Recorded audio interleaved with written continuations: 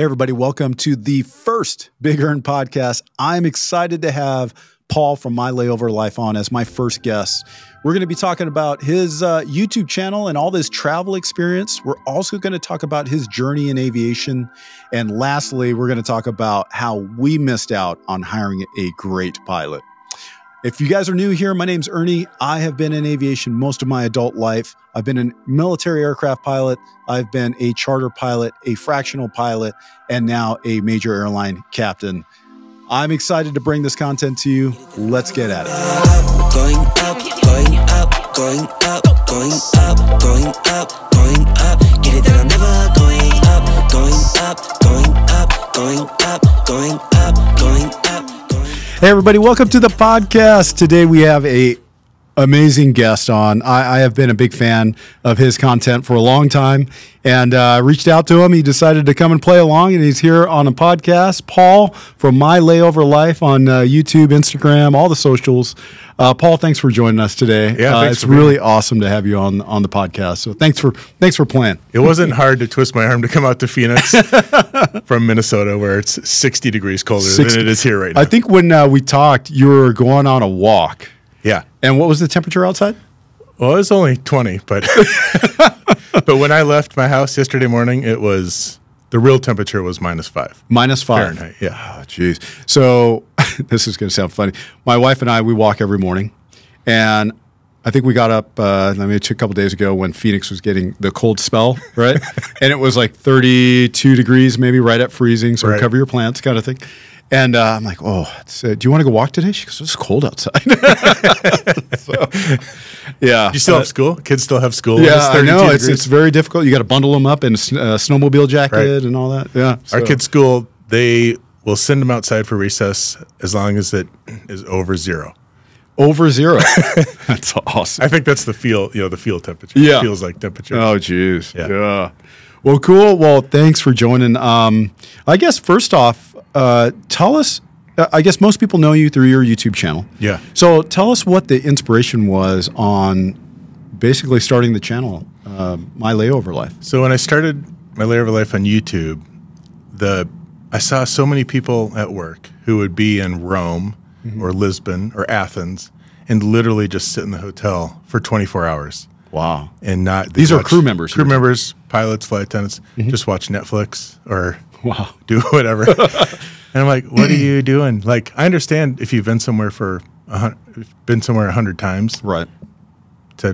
You can take a break. You don't need to do the most adventurous thing. Right. But there's still a lot of cool things to do. And so I started it with the intention of it being, if you're going to Rome or London or anywhere, then you can go to my channel and see something cool that I did, and then you can do one of those things. Yeah. And then that was the kind of the intention.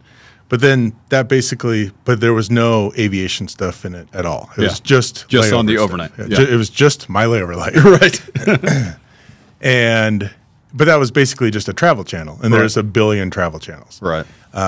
Once I started including more like behind the scenes aviation stuff, then it grew more of a niche community of people who are interested. And then it turned into, so people who travel a lot watch it because they want a behind the scenes aviation look.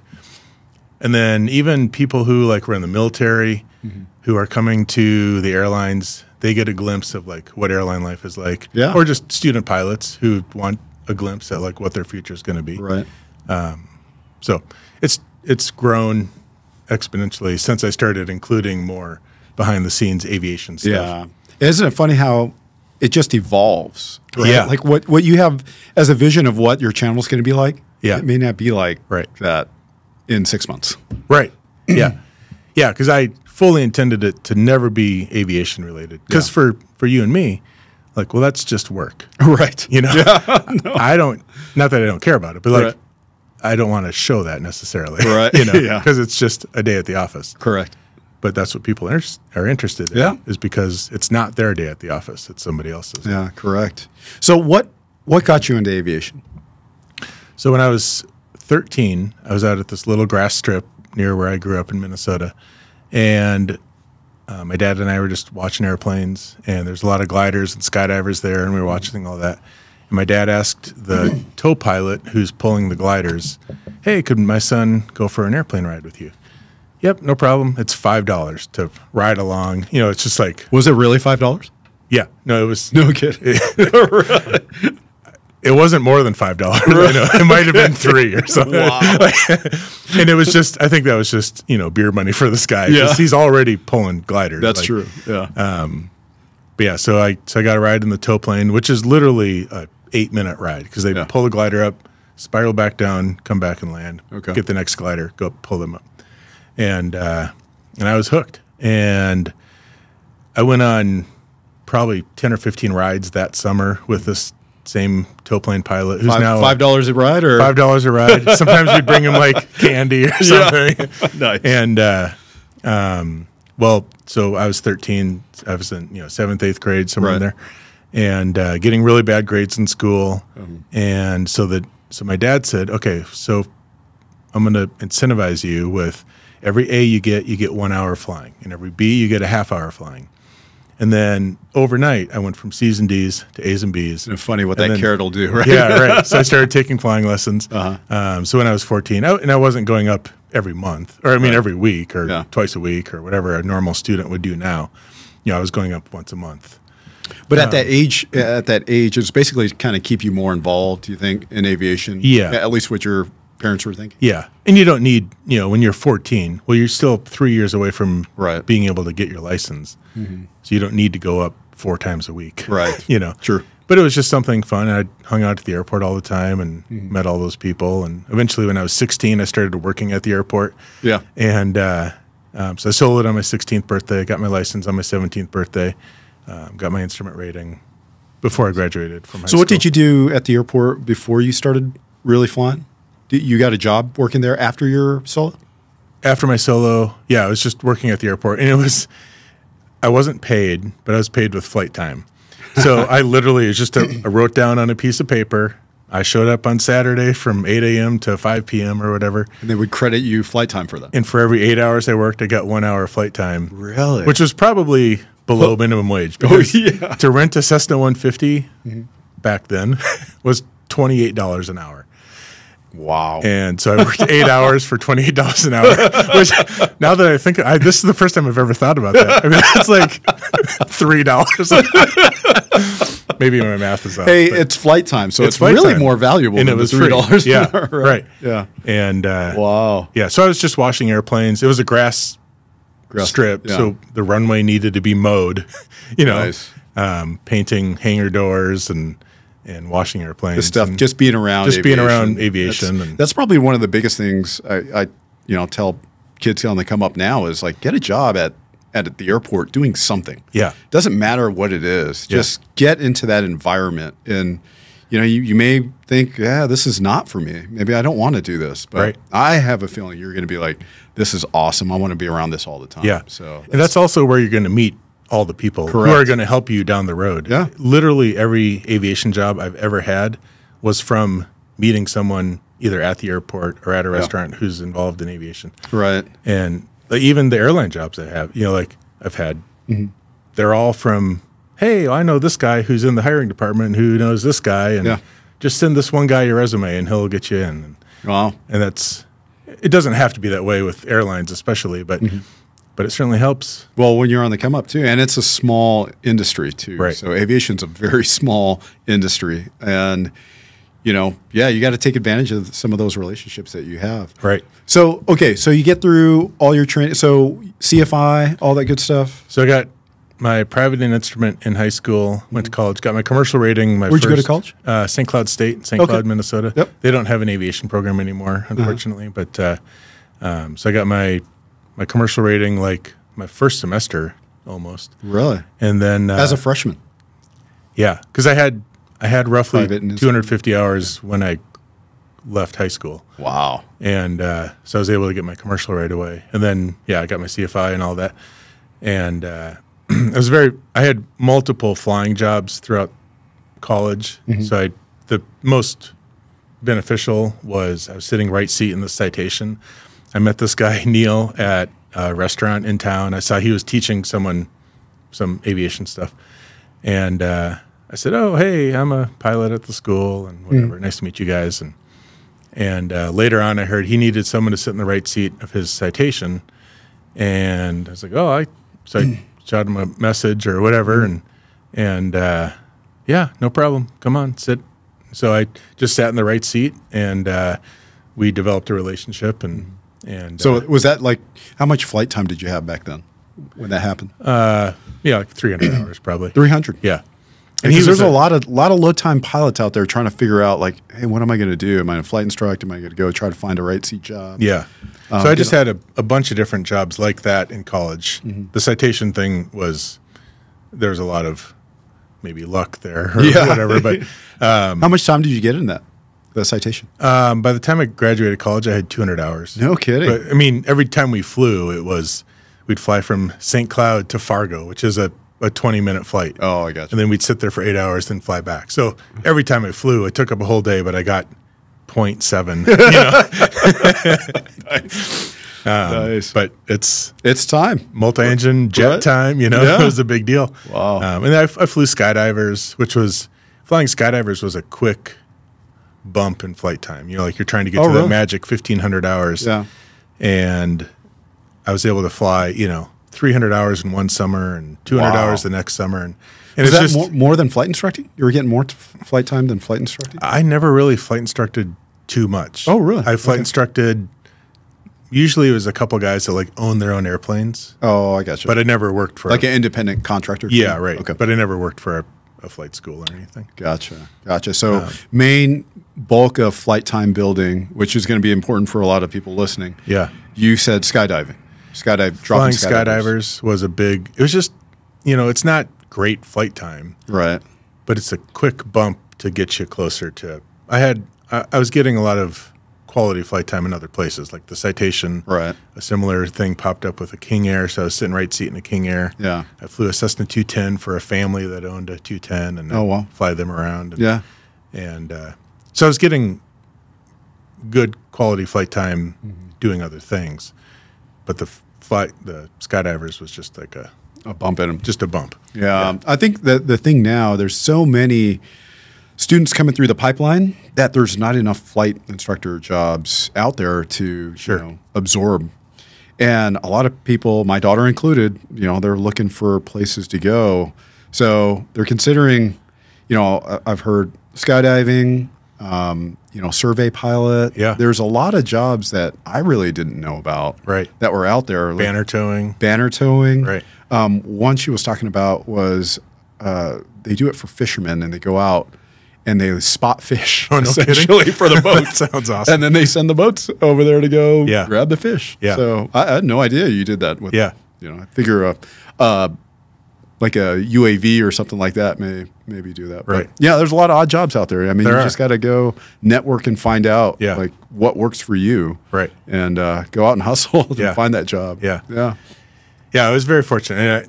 And I like talking to people, so like being a people person it's easy to like start meeting people at airports. Yeah. And it's a hard thing to do, to walk up to a complete stranger and start talking and like introducing yourself. But I think it's easier when you're pilots and the other person's a pilot. You have that common kind of theme. Yeah. So I mean, I know when people walk up to me and like, hey, I'm getting my private.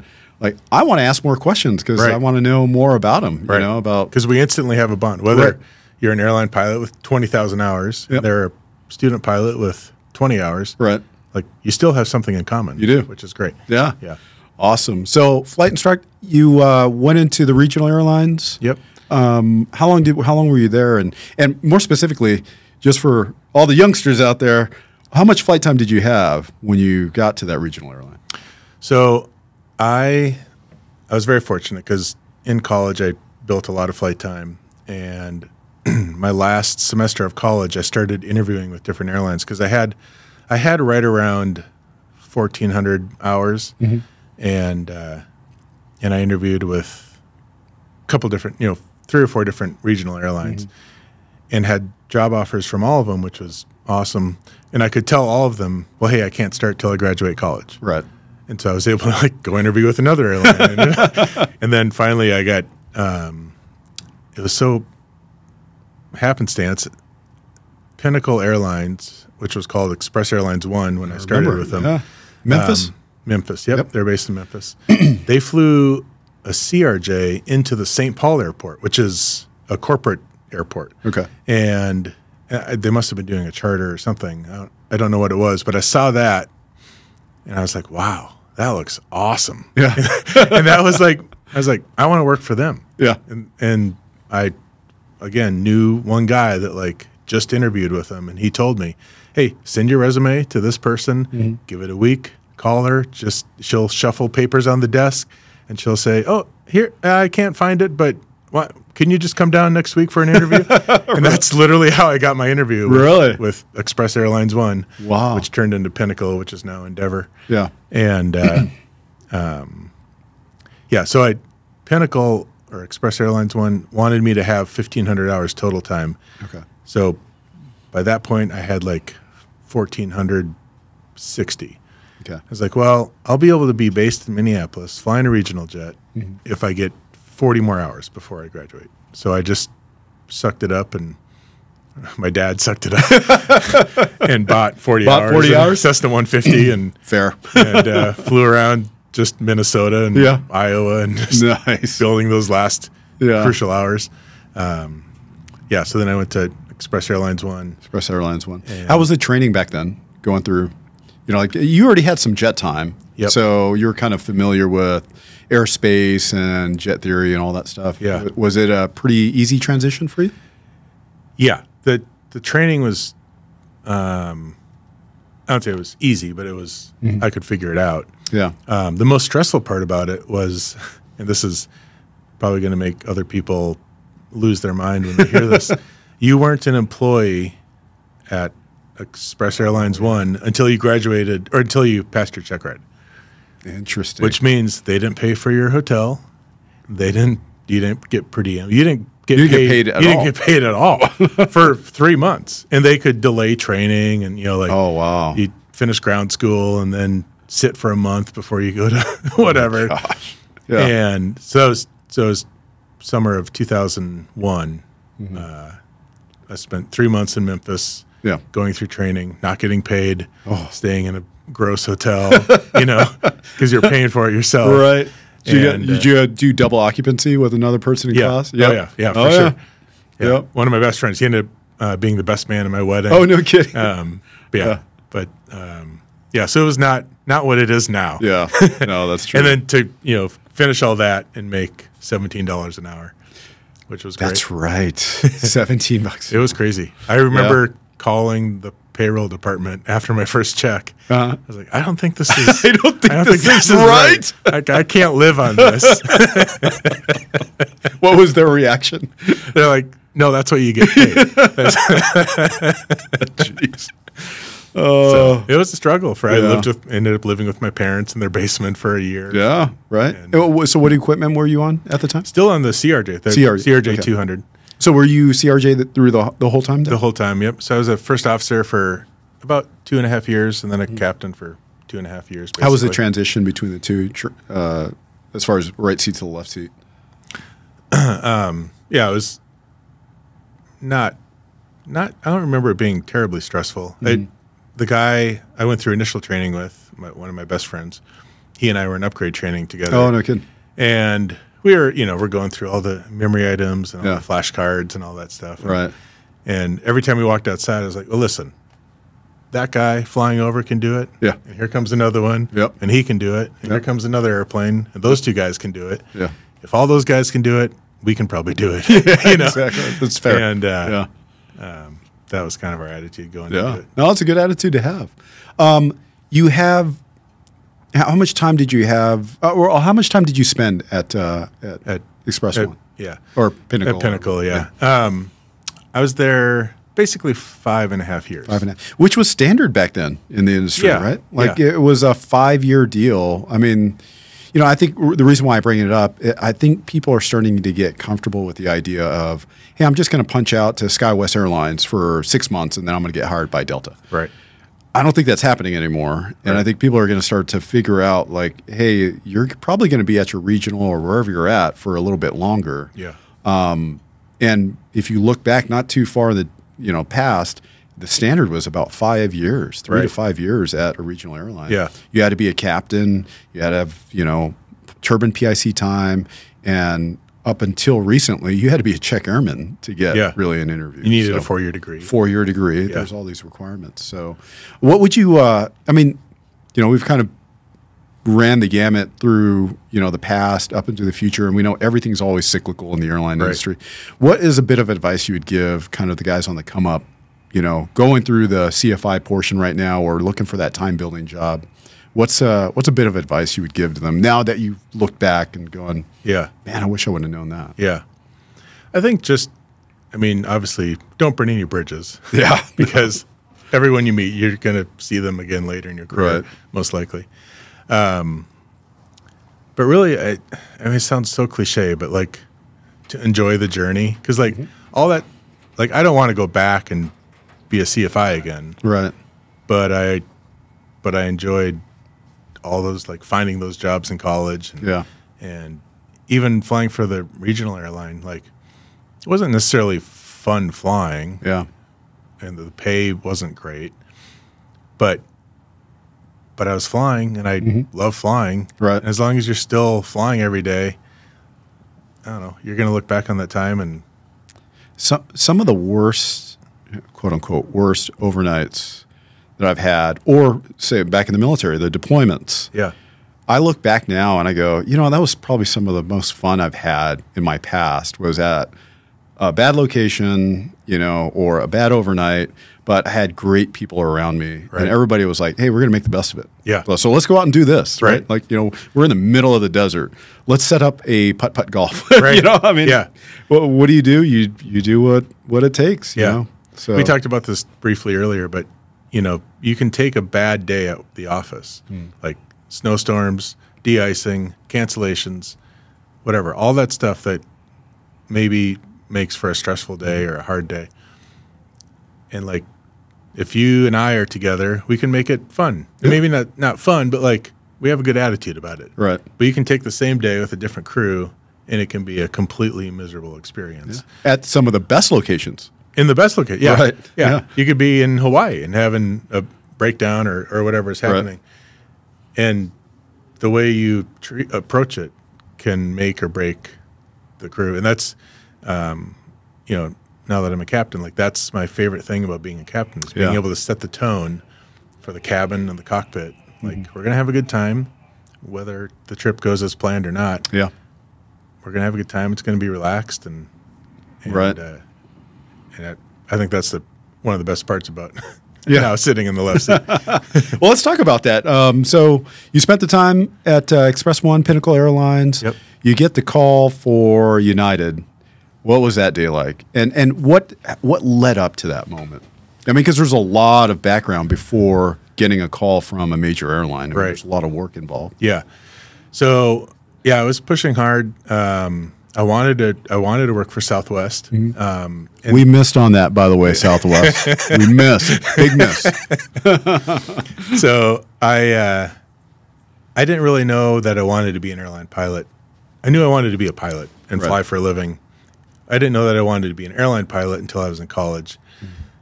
But when I was in college, I think there was a show about Southwest Airlines. Yeah, on A&E yes, or something. I remember that. I forget what it was called, but I was like, man, that's where I want to be. I want to be somewhere where the people are great, and spoiler alert, people are great everywhere. Right? Yeah, correct. But Southwest was always in the back of my head of this is someplace I want to go. So I got the 737 type rating before I left Pinnacle, and got an interview with Southwest because that was kind of the deal. Yeah. Back then, it was you buy the 737 type rating, you get an interview. Yeah. Especially if you bought it with a certain company. Correct. Yeah. So I got the interview, did not get hired, and then I got hired by Continental later that year, 2006. And my Continental interview came about from literally just I met a guy, who knew a guy who was willing to write a letter of recommendation and go into the chief pilot, and I got called in for an interview that way. It's a common theme, right? That comes up in this whole, I mean, your whole past is cultivating those relationships that brought, you know, not for the sole purpose of bringing opportunities in the future, but you don't know what opportunities are going to come forward if you don't have those relationships. Right. You know? Yeah, that's how I got the job in the Citation. I just saw the guy at the restaurant, started talking to him. Yeah. That's how I got the job at Pinnacle. You know, I knew a guy who told me how to get an interview there. Yeah. And so I became friends with this guy he worked for a cargo company, and we became friends. We went out to his cabin, you know, out in Montana for a couple years in a row, and all I knew was that he was an airline pilot, and that we had that common bond. Did you know which airline he was flying for? Yeah, he worked for Airborne Express at the time. And so I asked him, I said, hey, you don't know anyone at Continental that could help me out? Because I knew he worked for Continental Express before Airborne Express. Gotcha. And he's like, yeah, I might know a guy. So he called his friend, and so he agreed that he would write the letter of recommendation. His friend would bring that into the chief pilot, and that's how I got my interview. When I called the guy who worked for Continental, who brought to talk to him, he's like, oh yeah, Gary, yeah, he used to be the assistant chief pilot at Continental Express. I was like, oh, I never knew that. Like, I've been friends with Gary for 2.5 years. Never came up. Never once came. I didn't know that he was. Those are the best guys, right? Right. Like, yeah. That don't tell you that. Correct. They're in a position of power. Or they were. You know. And so I think that maybe carried more weight as to him recommending me. And so I got hired by Continental. Started with them in 2006. And on the 737? On the 737. Yep. And then I actually interviewed with Southwest again in 2008, and I got a job offer, but then they didn't rescind the job offer. But there's I think the merger with AirTran. I keep. Yeah, I think I'm not sure when though. I thought that was 2010. Maybe they announced it or something like that. They might have announced it, but regardless, they stopped hiring. Right. And so that's when I switched. So I had this job offer from Southwest, and I was maybe going to go. I was like, well, before I leave, let me switch airplanes to the 757, 767. And you're like, oh, I did. This is good. I did. I was like, well, now I'm going to Rome and Athens. It's like, man, this is pretty awesome. Yeah. And then by the time Southwest called to offer me a Class 8, it was like 2011.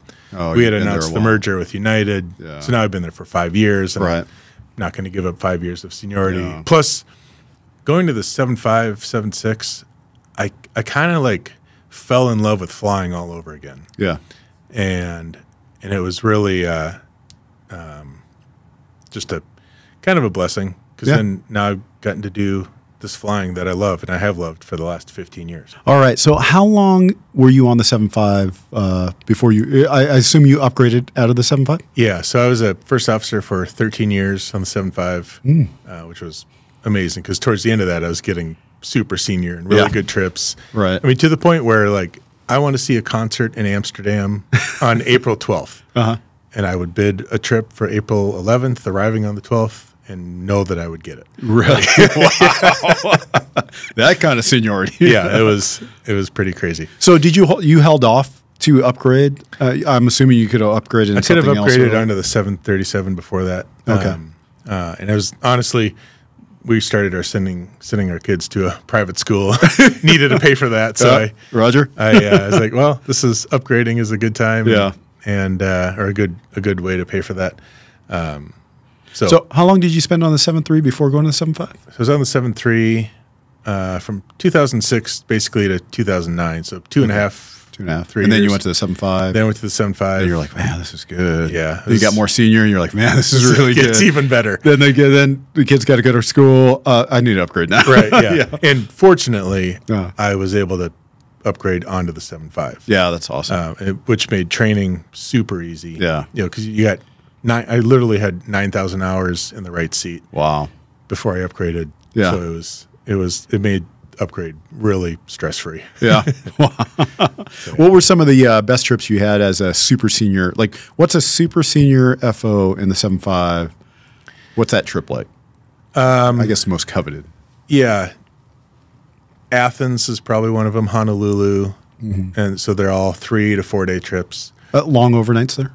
Yeah. What's a typical, I mean, as a domestic guy, what's a domestic or a typical layover when you're going that far? So Athens is always a 48-hour layover. 48 hours? So one leg to Athens, 48-hour layover, one leg back. Wow. And they're 10-hour legs. 10-hour legs. Yeah. Honolulu is a 24-hour layover. So 24. One leg to Honolulu, which is, Newark to Honolulu is 11 hours. 11. Yeah, hours. No, that's. And then 24-hour layover, one leg back. One leg back. Some of the newer cities that United does, Dubrovnik, Tenerife, Mallorca. That's all out of Newark? Yeah. You guess what? Oh, no, kidding. Those are all the more senior trips now. More senior. Which I went to Dubrovnik once before I upgraded, which is amazing. Croatia is really, really beautiful. Yeah, right. Was the overnight pretty long? It was a standard 24 hours. 24. So a typical Europe trip is, you leave in the evening, you arrive in the morning, you have 24 hours, and then you leave the next morning and come back. Next morning. Okay. So it's a 3-day trip. And then you arrive back in the evening. You arrive back. I mean, sometimes you're back as early as 11 a.m. Oh, wow. Yeah. Okay. I mean, if you leave Europe at 7 a.m. or 8 a.m., you're getting back into New York area at noon. And then you're home in time for dinner. For me, flying to Minneapolis, I'll arrive at noon, take the 3 p.m. flight home. I'll be home at 6 p.m. Oh, wow. And, so that was the good life. And fortunately, I was on reserve after I upgraded. I was on reserve for maybe, call it a year. A year on reserve. And that was a struggle. You're down to 12 days off. Oh. Commuting from Minneapolis to Newark. Tell me about the commute. Commuting, it never bothered me when I had a line, especially when I'm going to Europe all the time. Because I know I'll take a morning flight to Newark. I'll have time for a nap and then fly to Europe. Okay. But when you're on reserve, now it's like, well, I don't even know if I need to be in Newark today. But if they call me, then I need to go. So I need to know what flights are available, what flights are open, you have the lack of where am I at on the list of who are they going to call next? Right. So it was tough being on reserve. But did you ever just go out there to be in position, or because you guys have long call? We have long call reserve, so that's a 12-hour call out. And now with our new contract, there's going to be an 18-hour call out. Oh, well. That would be less stressful, the 18-hour call out, because on a 12-hour call out, if they call at 7 p.m., I've already missed the last flight to Newark. Oh, yeah. It'd be tough to get there in the morning without taking FedEx in the middle of the night. Right. So there was a gray area there where you wouldn't always necessarily make it, but an 18-hour call out I could sit in Minneapolis and be on reserve in Newark. Was it the lack of the ability to plan your commute out that was the most stressful? Yeah, for sure. Okay. I think commuting is the most stressful part of the job for me. Yeah. Right. Yeah. I could vouch for that. I when I upgraded, well, actually when I got here at Southwest, I commuted to Oakland for a month and then Vegas a month. So I only had 2 months of kidding commuting. Right. Most people that, most of my friends that were from the regionals, they're like, dude, I've been doing this for years. Right. And I'm like, man, this is kind of tough. They're like, yeah. I did it for a couple of years. Welcome to You my did it for world, 2 months. Right. So when I upgraded, I started doing the whack-a-mole. I was going to, Oakland. I'm like, oh, that's not good. I'm better seniority in LA. So I went back to LA. I commuted over there and I'm like, you know what? It's a closer commute to Vegas. So I'm going to just go to Vegas. So I went to Vegas, and even though distance-wise and time-wise it was a faster commute, it was almost impossible to, especially on the weekends, junior captain. Yeah. That's when I'm flying. The flights were just so full, and you got stress.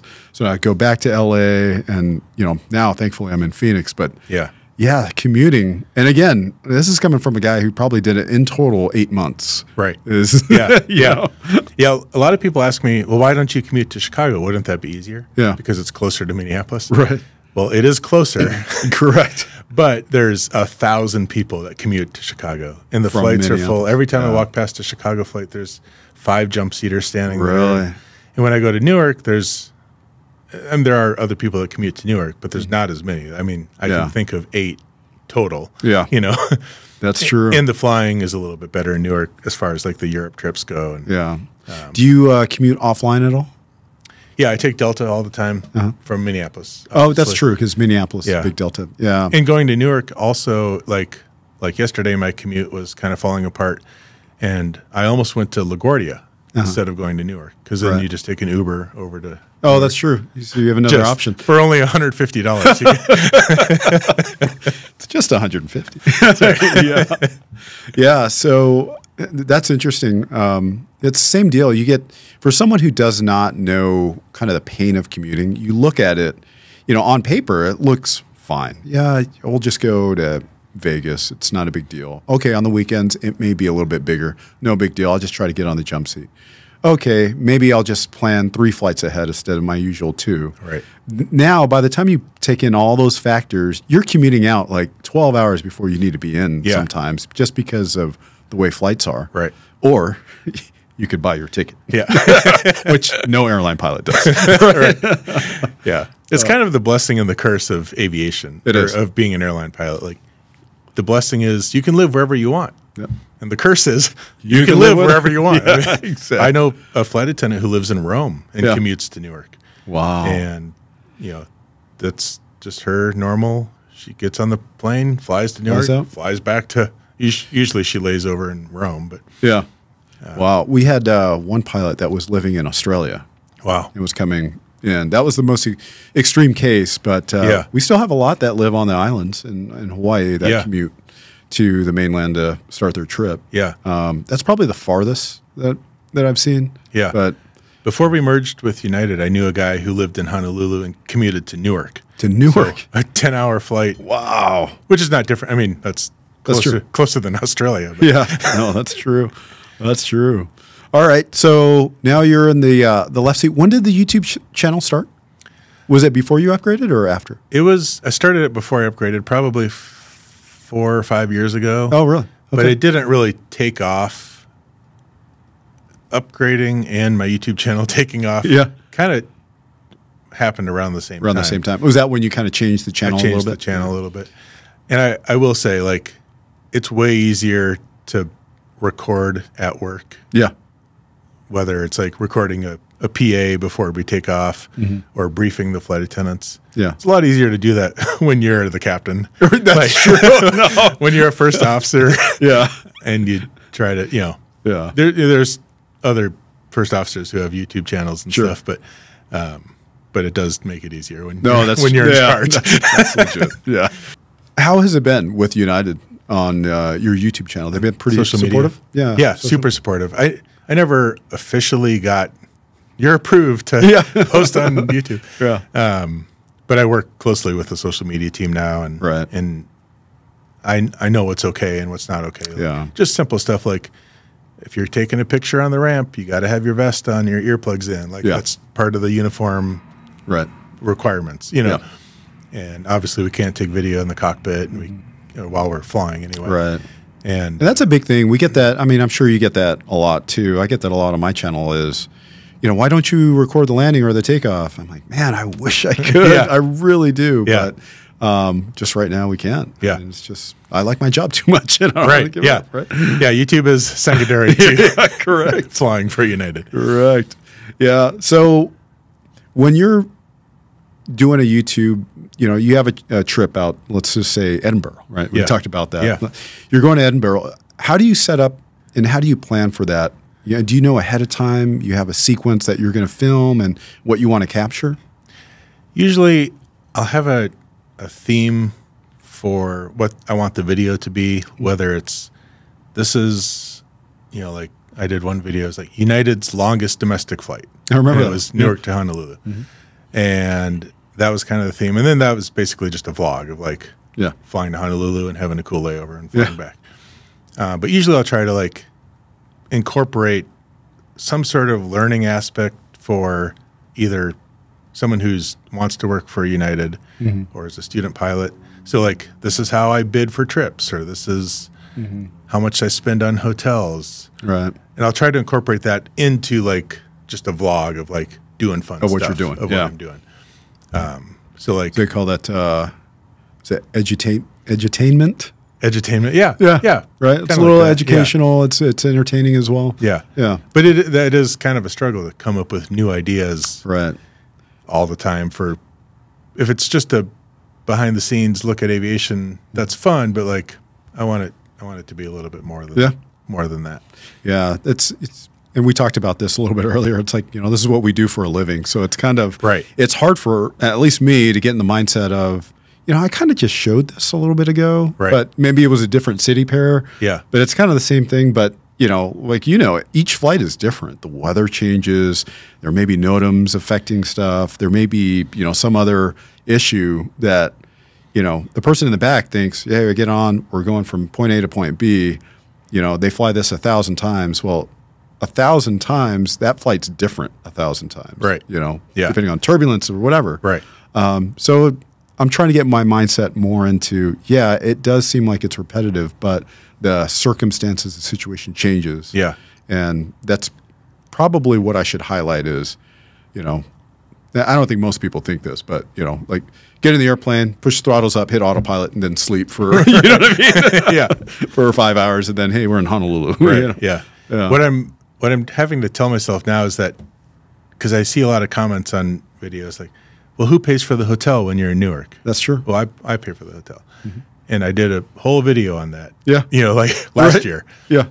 But someone watching my YouTube video might be brand new to my channel. Right. And they're not going to scour through, 30 other videos to find, well, who pays for the hotel? Right. So I have to kind of remind myself that every video I make might be someone's first time watching. That's true. My videos. Yeah. Or learning about aviation or learning about airline life. That's probably one of the biggest thing. I don't know, when people come up and they're like, hey, I want to start a YouTube channel. The first thing I tell them is start it. Right. Yeah, because absolutely. it's gonna be awful in the beginning. Like I look at some of my earlier YouTube videos and I'm like, oh. It's painful to watch my old videos. It is. But I remember getting the advice earlier on too, is people just say, just start. Would you agree with that? Absolutely. Yeah. One of I think it's Peter McKinnon, who's a big time YouTuber. One of his slogans is just make vids. Just do it. Like just do it. Yeah. They're going to be horrible. Yeah. Like you're going to start. And you're going to feel awkward. You'll do a 3-minute video, and it's going to be weird talking to the camera. And everything about it's is weird. Yeah. Like it's not natural. Like, right. People ask, so you set up the camera and then go walk back and walk back? Yeah. That's how you create cinematic sequences. Right. Yeah. There was one video you did that I've really enjoyed, and it was you were kind of showing the behind the scenes of, like, at the end of your video of how you took some of these shots. Like, right. Taping the cell phone to the ceiling. I was like, man, I did not think of that. That's a really good idea. Yeah. Yeah. So that's cool, the tips. Do you get a lot of people asking about, kind of like how you make videos? I don't get a lot of people asking how I make the videos, but it has been fun to just meet people in the airport who are supportive of the channel. And right. And my wife and I were walking through Denver the other day, and usually anytime someone comes up to me and, hey, I'm a big fan, can we take a selfie or whatever? She rolls her eyes and it's like, you are not famous. You're not I don't know why. Just know you're not famous to me, okay? Exactly. Yeah. I don't know why this person wants their picture with you, but this guy came up in the Denver airport. My wife and I were traveling somewhere, and he wasn't just complimentary, but like he was, hey, you've really inspired me to like, I was going to do this, and now I want to be an airline pilot, and I just want to say your channel is very inspiring and whatever. And we left that, and my wife initially was like, oh, here we go again. But then she's like, I never really thought about like that you are inspiring like the next generation of aviation pilots. And it's hard for me to accept, any kind of accolades or, that stuff. But when I do hear it, I feel like, this is inspiring other people. This is probably the best thing I could possibly do to help aviation grow. Yeah. So, because in the beginning it was kind of like, you feel awkward doing videos, and we talked about, I started my YouTube for my daughter, and I wanted her to keep going in her aviation career. What I didn't realize was how many other people it would relate to. Right. Going through those challenges of training, and it's a long, arduous road, and all this, and how much it helped. And when people come up and say, "Hey, it's been very inspiring," I am very, very humbled by that. Yeah, like it makes you want to level up your game and provide more content, more value to your audience, because that's going to inspire them to become pilots or whatever they want to do. If it's pilots, because guess what? You and I are going to retire, down the road. We want to have great pilots up front when we're going to, Athens for our vacation, right? Yeah. So, I never started it. Obviously, I never started it to be famous. Right. Yeah. And I'm not famous. You are famous, Paul. No. I never started it to even to inspire people. I did inspire. I started it so people would just not sit in their hotel room for 24 hours. Right. But it was never really intended to inspire the next generation of aviators. Right. Yeah. And I'm glad that it is, because I never had, like when we were kids, we didn't have something like that other than just seeing pilots at the airport. Right.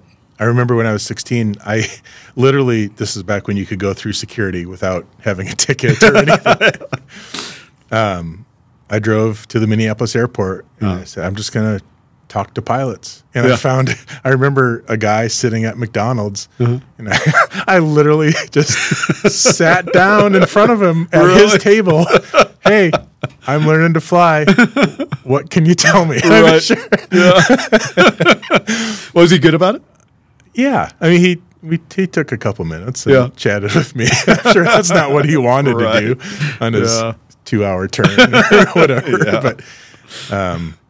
But that's all we had back then. And, and now people have more information. I think it's great because, I wish, being a military guy, I kind of knew what airplane I wanted to fly, but I didn't really understand, what each community was like. So you kind of make assumptions, and sometimes they're not great assumptions, right? Yeah. So if you fast forward that into the airlines, there's, especially when airlines are hiring like crazy, right? You can go to wherever you want to go. You kind of want to know a lot about each different airline. And back in the day, it was kind of hard to find. You could subscribe to some of these places that would get intel, but it was, or you get it from, a guard guy. We have people in the squadron that flew for him. So you would get their version of what they felt it was like. Right. But I think through YouTube and like social media, you can kind of delve a little bit deeper into kind of the airline that you may want to work for. Yeah. So I think it's a positive. I think the more education you have to make a decision on where you want to go is great. Like I'm still shocked that some of the flights that I see in military airplanes, like they have GoPros. Yeah. Like F-16 dudes, in a full up like BFM, like, you see the other guy over there and he's pulling. I'm like, dude, they scared us like so much on having cameras in the cockpit. Right. Like, I'm going to highlight myself right now. So T-37, I'm going on my solo flight. Everybody has a hero shot of them on their solo by themselves. Like they do a selfie, put it away. They don't develop the film because they developed film back then. They didn't send it in to get developed until they were like at their next assignment or whatever. I had my camera, like a little disposable camera, in my flight suit pocket. Went up on my solo. I was, on top of the world. I'm flying a T-37. I'm flying a jet by myself. Yeah. I go out there and I reach in my pocket to grab, I put my visor down so it's a cool look. I reach in my pocket to grab my phone or my disposable camera. Yeah. And I touch it and I go, I don't want to get kicked out. Right. Like, I'm not going to take any chances. So I left it in there. Yeah. So my friends have pictures of them like upside down in a T-37 by themselves, and like would totally get kicked out. But I kind of feel robbed a little bit now that I look on YouTube and you can see all this stuff on there. But I'm glad that they're allowed to do that now, because it just it highlights like what a cool job that is, right? Yeah. Like what a cool. Aviation is such a cool environment to be in, not only just flying airplanes, but around the people, around just the atmosphere of being, you know, in aviation. Right. I think it's cool. And it's hard. Like, not everyone has access to go on a flight. Right. Or go. Right. I don't have access to sit in a fighter jet. Right. No, that's true. Unless you know somebody. Yeah, and those days are over too.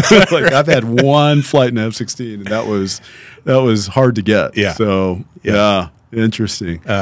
Yeah, I wish we could film more in the cockpit. Yeah. I did a ferry flight earlier this year from Munich to Washington Dulles. Yeah. Just 3 pilots, no flight attendants, no passengers, no cargo. Like, Yeah. it was just Right. a ferry flight. Right. And I tried to get approval for that, and It was very it difficult. was Yeah. not going to happen. We've tried. We talked about this. We've tried. You know, people ask all the time, "Hey, can you get it on a Part 91 flight? Right. You know, a reposition flight or something like that?"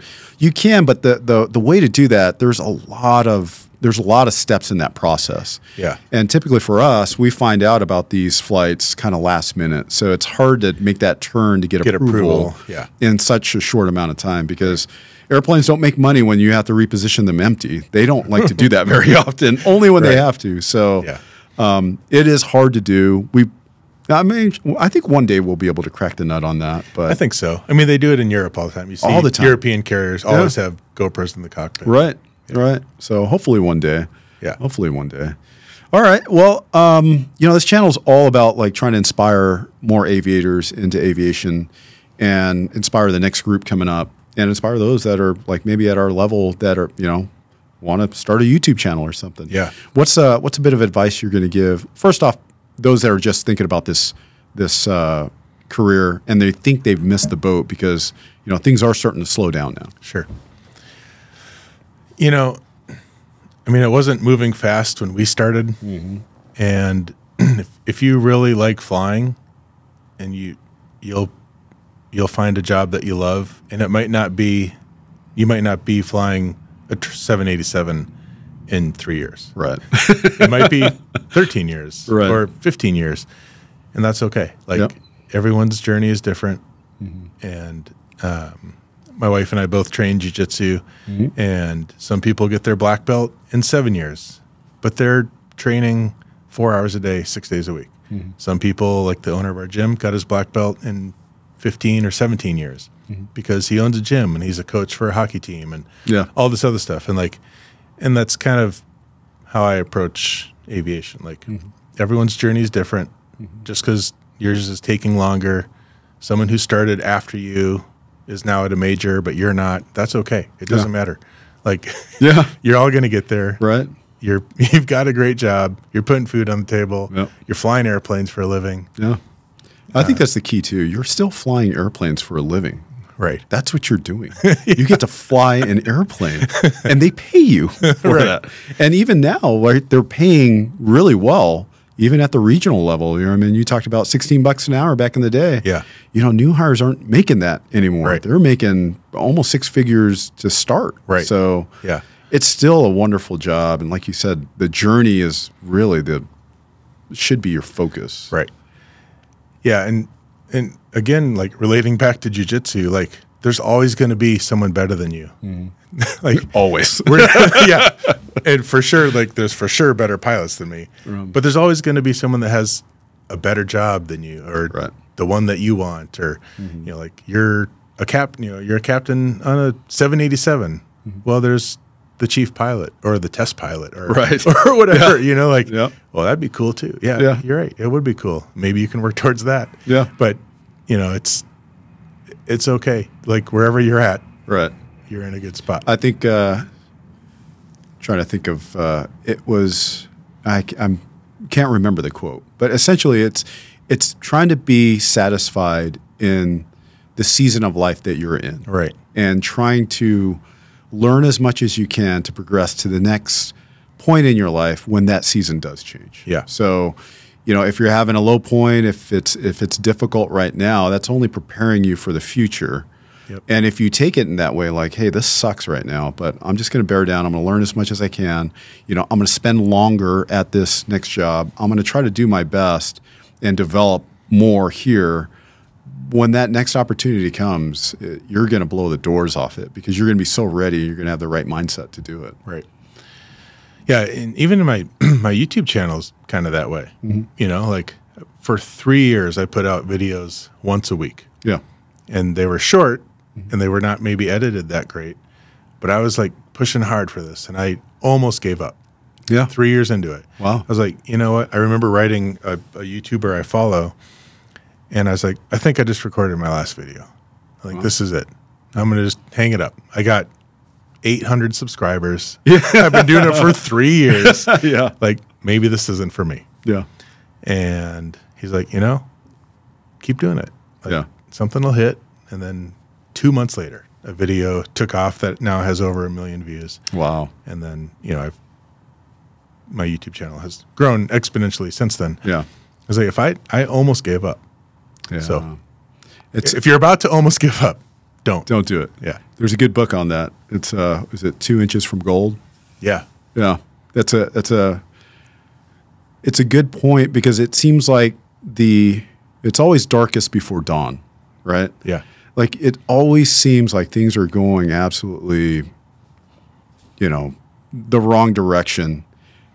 And then there's a switch. It always seems like that always happens. In my life, I can look back. Some of the darkest times I've had came with the biggest upsides. Yeah. Even though you don't feel it that way in the time. Yeah. You know, failing my private pilot check ride, I thought my entire world was over. I'm Right. like, they just told me I am not good enough to be a pilot. So Right. I'm like, maybe I should think about doing something else, you know, or Right. whatever. But, you know, you learn from it, you pick up, you never want to have that situation again. And you just develop, you know, I think you just develop as a person Yeah. through those challenges. And, you know, as long as you can make it to the other side, you're Yeah. better for it. So. Yeah. Our gym has a kind of a slogan, just better every day. Just Yes. a little bit better every day. Are you Gracie Bauer? No, we're under Pedro Sauer, I think. Oh, okay. Cool. Yeah. Nice. Yeah. Nice.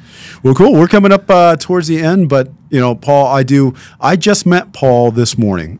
We've chit-chatted on social media and text back and forth, but I can honestly say this person is probably one of the most genuine person I have ever met. Just very gracious.